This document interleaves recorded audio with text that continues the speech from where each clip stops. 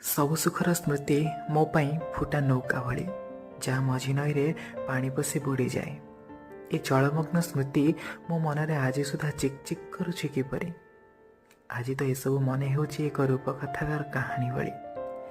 ଏସବୁ ଘଟଣା ଯେ ଏକଦା ମୋ ଜୀବନରେ ଘଟିଥିଲା, ତାହା ଆଜି ମୁଁ ନିଜେ ହିଁ ବିଶ୍ୱାସ କରିପାରେ ନାହିଁ।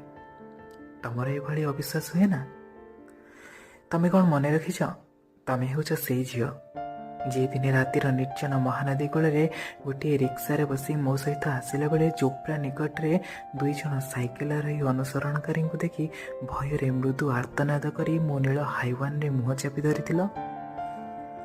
ଉପସ୍ଥିତ ବିପଦରୁ ଆତ୍ମରକ୍ଷା କରିବା ପାଇଁ ମୁଁ ଯେତେବେଳେ ବାଟ ଛାଡ଼ି ଅବାଟରେ ରିକ୍ସାକୁ ଘୁରାଇ ନେବାକୁ ନିର୍ଦ୍ଦେଶ ଦେଲି, ଅନୁସରଣକାରୀ 2 ଜଣ ଚକିତ କଣ୍ଠରେ ପ୍ରଶ୍ନ କରିଥିଲେ, ତେଣେ କୁଆଡ଼େ ଯାଉଛ?